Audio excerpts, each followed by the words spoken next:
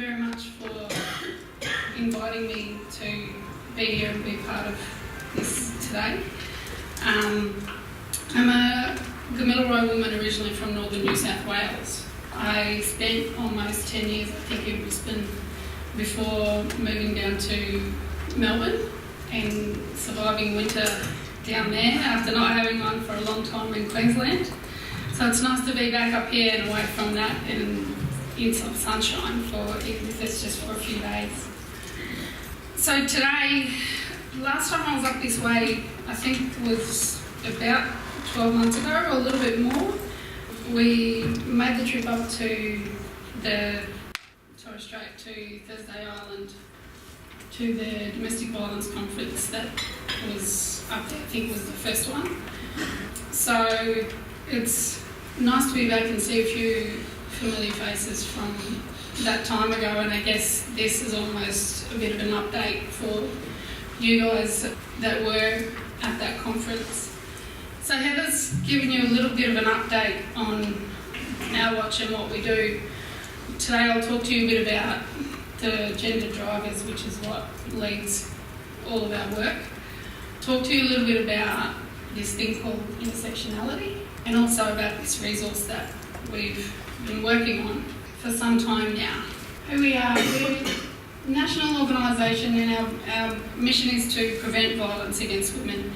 We work all across Australia in all communities, and a lot of our work is built on this framework that was developed a few years ago called Change the Story. And so prevention, that's our focus. So for us that means working upstream, so before all the complex issues start to happen and before women start experiencing violence, looking at what can be done before we get to that point to stop it happening in the first place. So that's essentially means before they fall into the river. So gendered drivers, what does that mean? We're talking about the things that driving violence against women.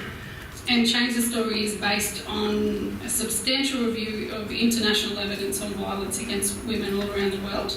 And what that evidence explains to us is how certain factors consistently predict or drive high levels of violence. And all of these things are happening in the larger context of gender inequality. So those four main drivers that were identified are the condoning of violence against women, men's control of decision making and limits to women's independence, stereotyped constructions of masculinity and femininity, so what people believe it is to be a man or to be a woman, and disrespect towards women and male peer relationships that emphasise aggression. So the boys club type attitude, you've heard things in the media about locker room talk, that kind of stuff, so that's what that's referring to. And that underpins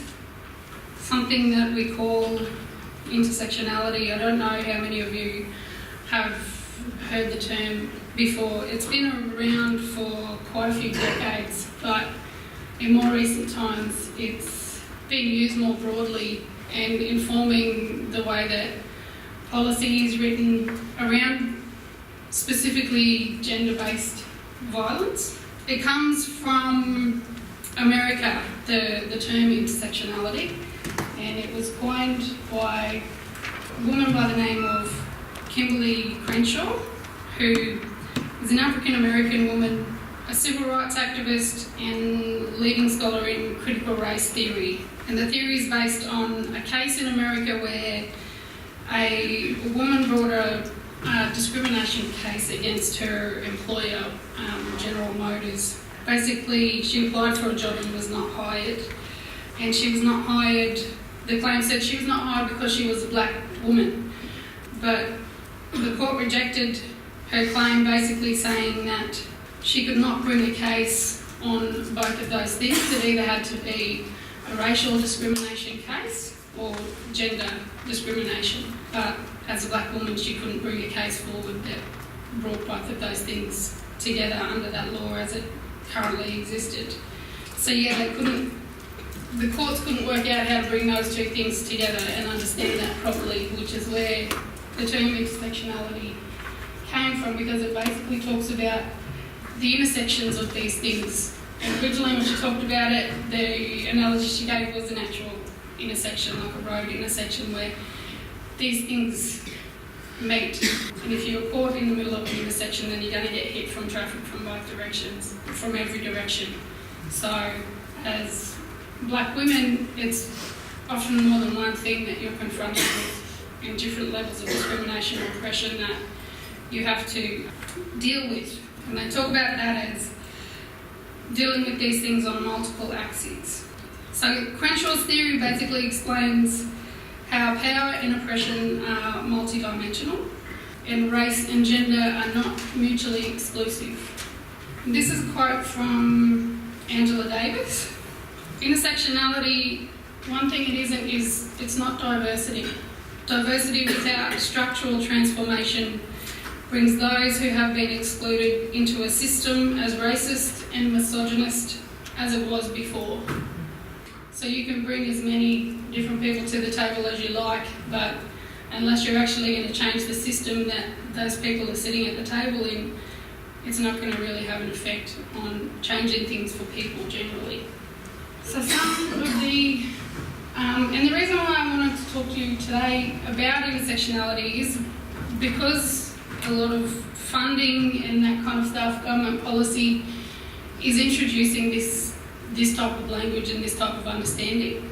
And as Aboriginal people, this is just a term that essentially describes our already lived experience. We already know what it's like to exist in a space where we are women and we are Aboriginal women, and we have issues. A lot of us come from a place of socioeconomic disadvantage. We deal with chronic health conditions, and all of these things are different intersections. You know, people with disabilities, all of these types of things. So it's just a term that basically explains what we already know as our lived experience. And this is what's basically being informed, is starting to inform policy. And if we're going to move forward with what we want to do in terms of working in this space, then it's good to know where that type of policy development is headed and what that means for us as Aboriginal people. What it isn't is, it's not about vulnerability. It's not about us or other people of colour being labelled as vulnerable or hard to reach or having complex identities. It's not the oppression Olympics. It's not about counting privilege and disadvantage and competing with other people about that. And it's absolutely not an add-on to current work, which is a lot of what we're hearing about in some of this the early introduction of this work into what's already existing is people considering that this type of stuff is just more work or going to be added to the work that we're already doing in this space. What it actually is talking about considering your bias, talking about dominant identities and thinking. It's about critical reflection socially, but also doing a lot of self-reflection and understanding what your place is in society and how that contributes to this type of work. Considering interactions and intersections of social structure, so just understanding what your place is and where that situates you in society and what that means you either have access to or don't have access to in terms of making change. And it's part and parcel of violence prevention work. This is the work that we all do. This is the stuff that we have to understand, and it's just about putting some language to that so that when you hear government people or whoever talking about this stuff, then you know exactly what they're on about and you know what that means in terms of the work that you guys are already doing. One of the other things we talk about as well are reinforcing factors. When it comes to violence prevention or incidences of violence, these reinforcing factors can increase the frequency and severity of violence against women, but they're not what we call the drivers of violence. So these things include condoning of violence in general, experience and exposure to violence. We know that young children specifically, if they are exposed to violence at a young age, it becomes normalised, and we know how problematic that is and how that can perpetuate cycles of violence. Weakening of pro-social behaviour, especially harmful use of alcohol. So I guess it's talking about how socially acceptable alcohol is generally, and alcohol consumption is in mostly mainstream society, but for a lot of our mob as well. There's a lot of us who don't drink and don't drink heavily, but we know that harmful use of alcohol especially can increase your risk of violence. That's something that we definitely know, so we think of it more as a reinforcing factor, not as a driver.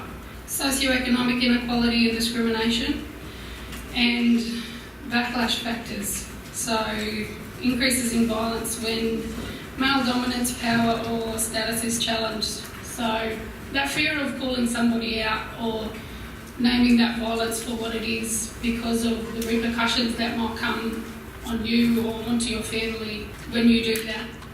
And we know, whether or not it's something that we talk about a lot, that that's a thing that happens for us in many of our communities, and that fear of that backlash is a real thing, and it often stops people from seeking help a lot of the time, or calling out violence for what it is, especially when we're talking about the gendered violence against women specifically. So women who face these multiple forms of discrimination and oppression experience higher levels of violence. Some of the statistics that I'm assuming a lot of you would already know, given this is the work that you do day in and day out. Aboriginal women are 35 times more likely to be hospitalised by family violence than other women. That on its own is a really horrifying statistic, and every time I have to read it or say it out loud, it's just gives me a really horrible feeling to even just think about it, let alone contemplate what that means when you convert that into the numbers of women who are experiencing this violence right across our country. Women and girls with disabilities are at least twice as likely to experience violence as those without a disability.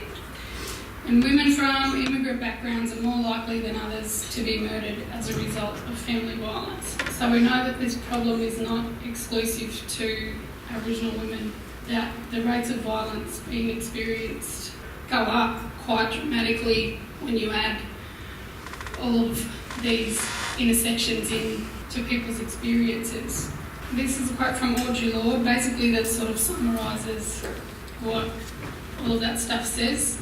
There is no such thing as a single issue struggle because we do not live single issue lives. So about the resource that we've been working on, we wanted to talk about violence prevention specifically against Aboriginal and Torres Strait Islander women, because the work that we've done previously through Change the Story was a framework about gendered violence, so violence against women specifically, but it didn't really go far enough to talk about what was happening for Aboriginal women in terms of explaining why things look the way that they do for us as Aboriginal women across the country. So we wanted to do something that took into consideration those different dynamics and look at those underlying and intersecting drivers of this violence specifically for Aboriginal and Torres Strait Islander women, and to look at how we could develop an appropriate approach to prevention that addresses these things using identified holistic solutions. And it's not a new framework as such, but it's specifically looking at us as Aboriginal women, because this violence is something that heavily impacts upon all of our lives, whether we experience it directly or indirectly. The chances are that you know someone or someone in your family has experienced violence at some point in our lifetimes. So it's not something that we can escape easily in conversation or in our actual lived experiences. So what we've done over about the last 2 years, the project has been led by our advisory group of 11 Aboriginal and Torres Strait Islander women, 2 of them from Queensland. We did a full research and literature review which focused on publications by Indigenous people and organisations where we could. So that meant reading through quite a lot of literature about this topic, some of that spanning over decades, because we know that none of this is new. We've been talking about this same thing forever, for a very long time. And part of my frustration personally in coming on board with this project and being involved in this and reading this research and this literature was the fact that it was just going to be essentially saying the same thing that everybody else has already said 1,000 times over in a slightly varied way, essentially. And hearing our mob talk about the fact that no one's listening. Still, people just aren't listening. Governments don't want to listen to a large extent. So this part of the project, especially for me as an Aboriginal woman, was quite difficult because a lot of the material itself is difficult to read because it's trauma for our mob, but also the frustration that you're reading reports, Royal Commission, all of these recommendations that have never been implemented. They're talked about, they're presented, they're packaged up, and then they sit on a shelf and collect dust with all of the other reports that have gone beforehand. We coupled that with 2 rounds of consultations with Indigenous stakeholders around the country. We were on a budget, so we couldn't get everywhere, but we did our best to get around as much of the country as we could, to talk to as many different people in organisations and in communities as we could about what their experiences are, and try to look at what are the things that are happening that look the same or look different for all of our mob all over the place, and what does that say in line with what the research for decades has said, and what are people saying that might be different to what the research has said, and try and put some of that stuff together to sort of think about, I guess, what a model for understanding this is and what some of those underlying drivers are.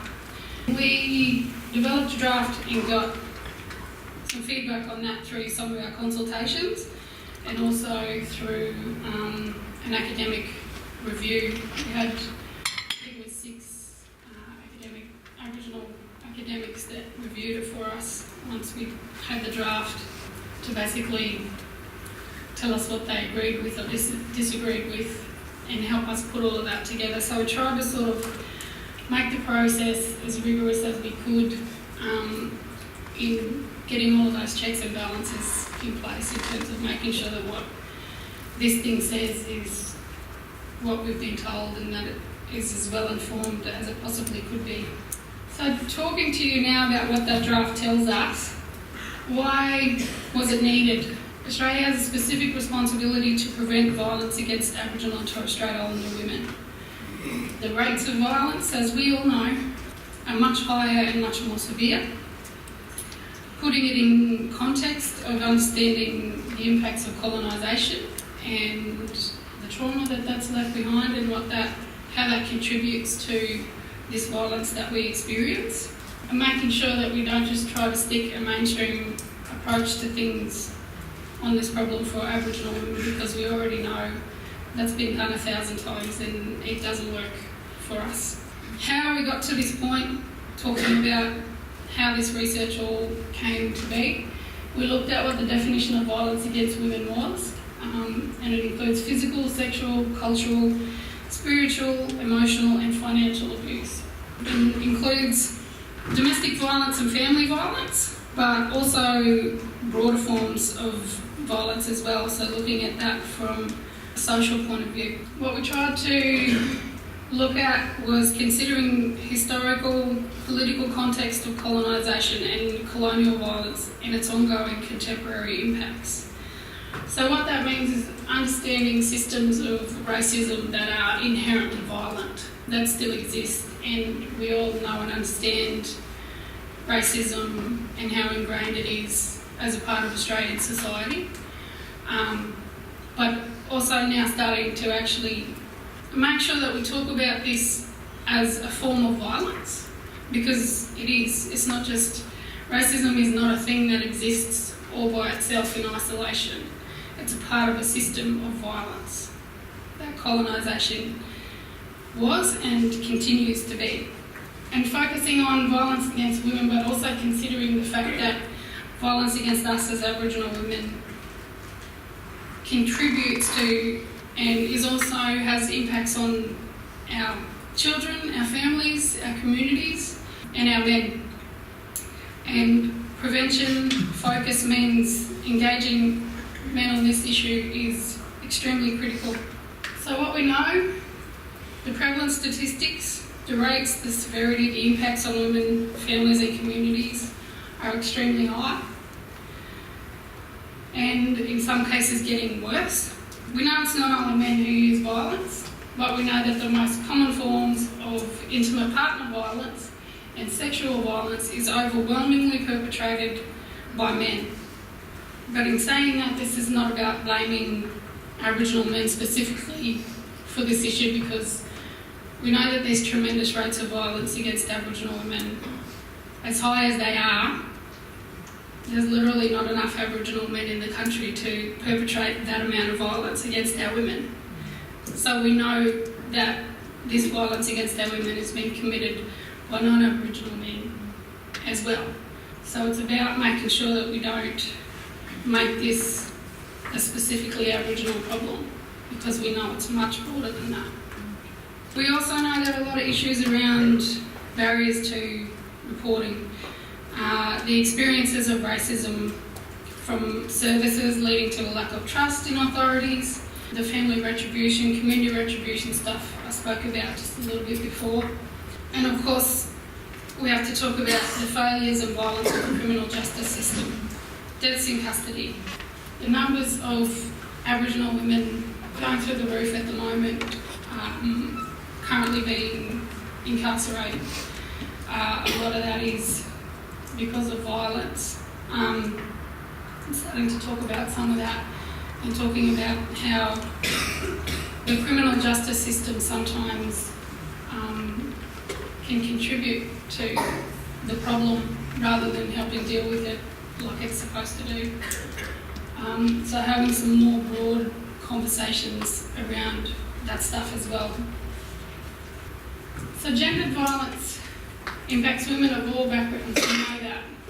You know, there are some similar dynamics. When you talk to any women about this issue, it's often relationship violence that they talk about. It's often a part of a pattern of abuse and control.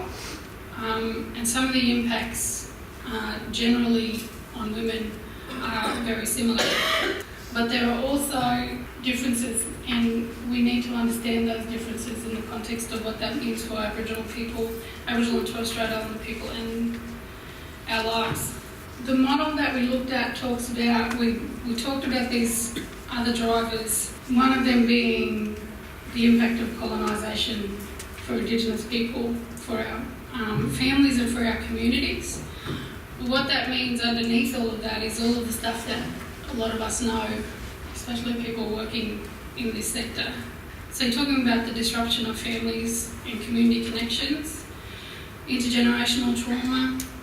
So that stuff includes child removal policies, our kids being taken from our families, often because of family violence is often the reason given for that, but that in itself is often a part of a system of violence. In that removal, you're removing our kids from their culture, from their communities. So it's not helping to rectify the problem, so we need to think and talk about that a bit differently. That loss and disruption of culture, knowledge, gender roles that exist before colonisation, some of the community norms, including norms about violence. So what levels of violence, how people view that, what they view as acceptable or not acceptable, where that's come from, how do we deal with that and how do we address that as communities. Rates of incarceration, which often perpetuate these driving this violence. Again, it's talked about, the criminal justice system is talked about as a tool that is supposed to support and help as a part of a larger system, when in fact it has oftentimes the opposite effect of that. People aren't put into jail and they don't often come out rehabilitated. So we have to talk about what's happening in that system that is supposedly about rehabilitation, but in fact is just another cog in the wheel, basically. The levels of disempowerment that exist from colonisation and continue on. People's personal experiences of racist violence. Lateral violence as an issue is talked about as internalised oppression in some areas. Experiences of and exposure to violence, especially in childhood. The condoning of violence and cycles of violence and trauma associated with when and what we're getting locked up. The ones that are there in bold particularly because they're actually violent in and of themselves. They're actual violent experiences that people are living with and dealing with. Driver number 2, we're talking about what these impacts are, because colonisation hasn't only impacted on Indigenous people in this country. There are impacts here for non-Indigenous people as well in society. So these are things that we're talking about, such as entrenched racist attitudes, social norms and practices. So the fact that racism it's almost undergone a bit of a resurgence of late. We see it a lot in the media, people, and on social media in particular, people think it's okay to express their racist opinions and attitudes and views about, especially here in this country, Indigenous people, but it's not only us, it's other people of colour who are targeted, and this is not a new thing. It just moves from one group to another, but most of the time it's not something that ever leaves us alone as Aboriginal people. Normalisation of structural and individual discrimination against Indigenous people. So some of that is basically about making it our problem, not the system that created its problem. So when you complain about discrimination or racism that exists in your workplace or in the education system or at your job, often the person that's making the complaint is painted as the perpetrator rather than the victim, because you're calling something out. And the low levels of support and protection for Indigenous people in our human rights, which continually have been violated. And even when we've gone to the UN, our rights as Indigenous people still are often not protected the way that they should be, even on an international level. The perpetration of racist violence, condoning of violence against Indigenous people. So either that learned indifference or that sense of entitlement that for whatever reason this is something that you've always done, so you should always be able to do it. We see a lot of that, especially in the media, the perpetration of those racist attitudes, people thinking that they're entitled to say whatever it is they're saying because that's their opinion and they're entitled to one, despite the fact that they're expressing that opinion to millions of people a lot of the time, without that being fact-checked in any way, shape or form. And that lack of accountability for discrimination and violence. We know, especially when we're talking about violence perpetrated by police, for example, quite often they're not held accountable for that. And these are supposedly the people that we're supposed to go to for help. how is it that we're expected to go to perpetrators of violence for help when it comes to violence? So you're talking about these inherently entrenched systems that exist and what we do then about that, because it's not just our problem. These aren't just issues for us as Aboriginal people. These are attitudes and impacts for everybody in Australia. So when we're talking about impacts of colonisation, we have to talk about what those are for non-Indigenous people as well, because these things have come from colonisation and exist in this country because they've been allowed to until this point. So it's about continuing to have this conversation and look at it in the context of this violence and how it ends up all the way down here in relationships and in our communities and that kind of thing, but where that comes from more broadly from a social structure as well, because all of that plays a role in what happens for us as individuals.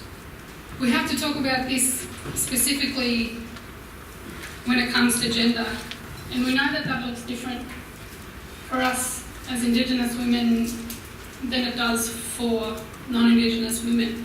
The drivers that are in Change the Story talk about those things that I mentioned before. And these things that affect women generally when it comes to violence affect us too, because we're Indigenous women, we're still women. You can't separate those two things. But they look different for us because of all of this other stuff, those other two drivers that I've just mentioned.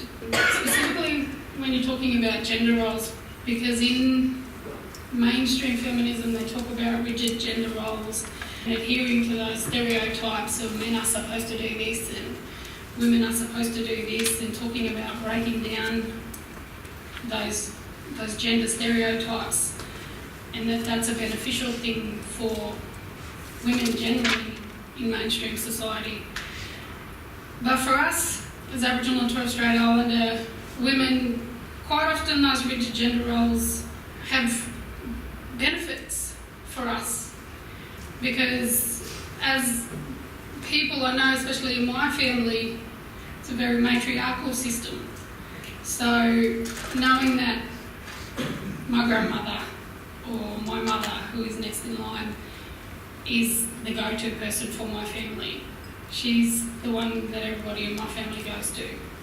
So even her older brothers, my uncles.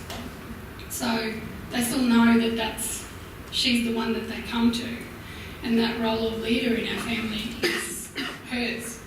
And that's different for different Aboriginal and Torres Strait Islander communities. Our own ideas of those constructs of gender and those roles and those specific roles and what people are responsible for and aren't responsible for have played a really, really important part of our culture for thousands of years. We knew whose job was what, and that's what you did.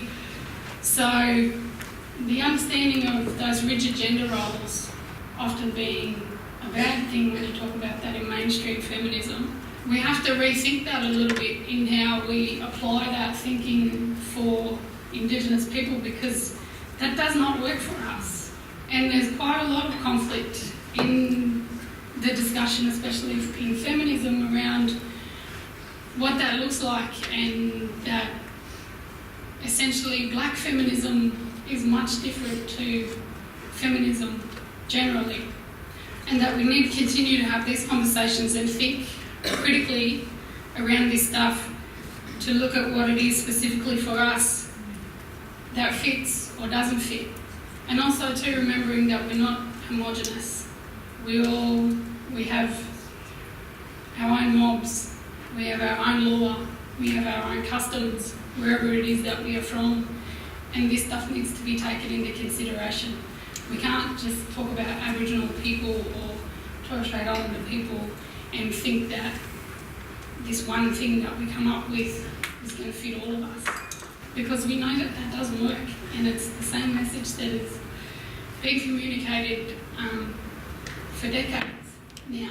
So remembering too that when we do talk about these things, when I talk about what happens for my family and for my mob, that's probably different to what happens up here, or what happens in WA or Central Australia or Tasmania or wherever it is, because we're all different, and that needs to be considered when we're thinking about this stuff. And the fact that male-peer relations that emphasise aggression, so male bonding that is essentially based in disrespecting women. We have to think and talk a little bit more about what that is and what that looks like for us and how that differs. And essentially understanding that a lot of this stuff comes down to respecting women. When you're talking about violence prevention, you're talking about the stuff that happens in terms of gender, the gender imbalance that happens, and talking about the fact that a lot of this is due to disrespecting women being such a normalised thing, not just in our society in Australia, but it happens all over the world. So continuing to have those conversations about how that looks for us, how that looks different for us, and what we need to do in terms of thinking through that a little bit more. So when you're looking at those three main drivers, and the intersection between those multiple drivers is the thing that results in Aboriginal and Torres Strait Islander women experiencing disproportionate levels of violence, with particularly severe and complex impacts. So you're not talking about these things in isolation either. You're talking about how they work with and against each other. So when you're talking about trauma, intergenerational trauma, and all of those things that are happening for Aboriginal people, Aboriginal women, specifically Indigenous women, as a result of colonisation, what's happening in our families, what's happening in our communities, and you add that on to what happens generally for women right across society and the gendered drivers of violence, those things multiply and contribute more greatly to the levels of violence that we experience. And the same with what happens when you're talking about those impacts for non-Indigenous people. The gendered stuff comes from colonisation. It comes from this patriarchal system that was introduced. So this idea of that gender inequality that happens is also as a result of colonisation in a lot of ways, and is perpetuated by that. So naming that as what that is, and understanding that all of these things that impact and how they impact on each other, and how that then contributes to all of these levels of violence against Aboriginal and Torres Strait Islander women. So we see them as essentially those main drivers that are making things so much worse for us as Indigenous people. And we know that these things are not exclusively happening to Indigenous women. This is all of our community that are dealing with this stuff. So what do we do with it? We need to talk about addressing the impacts of colonisation for us as Indigenous people. And I know that many services right across the country are already doing some of this work. So it's not about starting from scratch with any of this. There are communities and programs that are running that look at dealing with the impacts of intergenerational trauma. They run healing programs, things that are happening within the justice system, trying to reduce the rates of imprisonment for Aboriginal and Torres Strait Islander people, especially women, understanding why that's happening and what we do about that.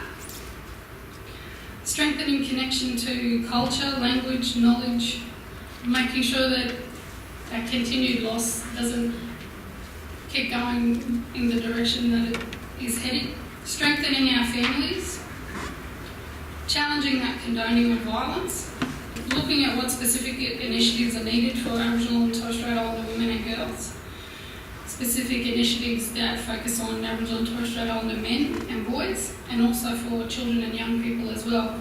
We know that a lot of this stuff is already happening, and all these actions have come from what people and communities and organisations have told us in our consultations. So if you're wondering where all of this stuff has come from, this is where it's all been formed by that stuff. And a lot of that is not new to any of you. And like I said earlier, part of my frustration is that it's just trying to say these same things in my voice, I suppose. But it's also about adding weight to all of that evidence that already exists and just putting another block on that. Basically saying, yes, everything that you've been told that people have been saying for all of these decades, they're still saying the same things, that self-determination, that these things need to be led by community.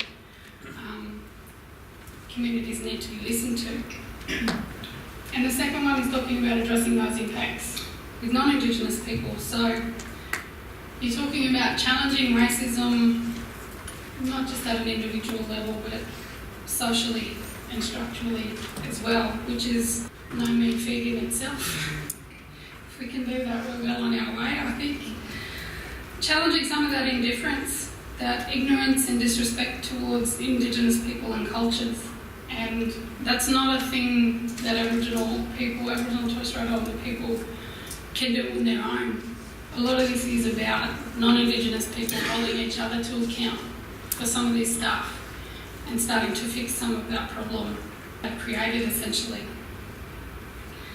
Addressing the power inequalities, particularly in decision-making positions. So you're looking at how many Indigenous women hold positions of power in smaller organisations, but also in Indigenous organisations, in government agencies, all the way up the chain. We know the further up you go, the less Indigenous women you find in positions of power. So I was looking at what do we do about that, because we know often it's a lot of the time it's us on the front line. And challenging that condoning of violence against Aboriginal people. How do we do that in a way that doesn't bring us more harm? Because we know often being called a racist is worse than being a racist a lot of the time. People think that it's okay to do that stuff, they just don't want you to call it out. And you will be attacked for that quite often. We see it a lot on social media. Especially women who call this stuff out get attacked constantly, and the level of hatred that you see in those responses, quite often it's really quite sickening. And it's about talking about, well, whose responsibility is it to do something about that, and where exactly do we start? And then talking specifically about those gender drivers. It's about doing all of the things that we should be doing for women, in promoting women's independence and decision making in relationships and public life. And I know I saw the booklet that you guys have put out that has some really, really useful stuff in talking about that. So there is a lot of stuff that's already happening, and it's about continuing to promote that, to fund that type of work that's already being done, that is being developed and led often by Indigenous women. Fostering positive personal identity, being strong in who we are as Indigenous women. And talking more about gender equality and that being a normal thing for women generally, but also for us too as Indigenous women. Not just publicly, but in our private lives as well. Because often who we are when we're outward facing can sometimes look different to what that is in our own homes or in our own families.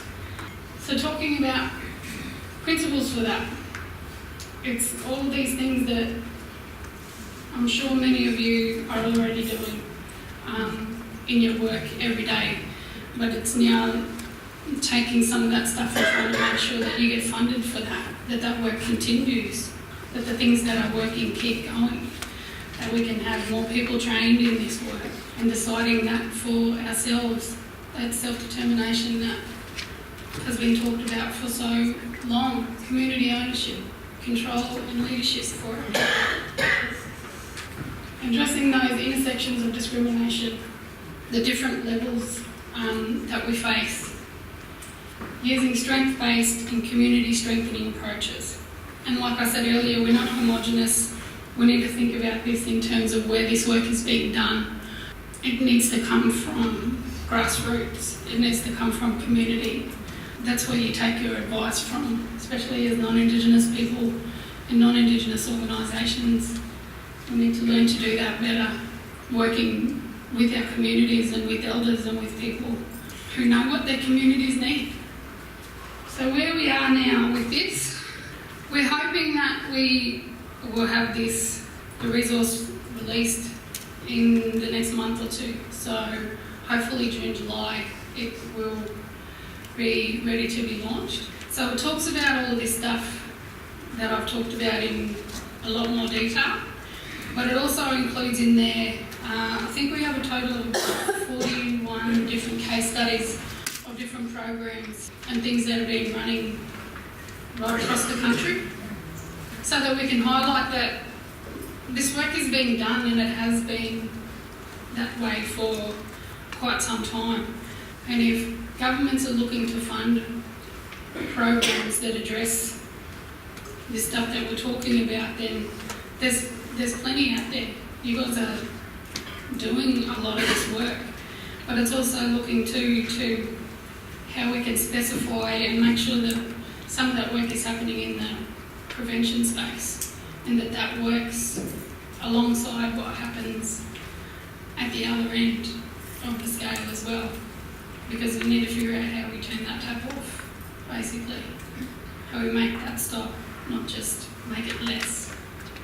So yeah, we've went around the country as much as we could, and that's pretty much where we've got to so far after about 2 years.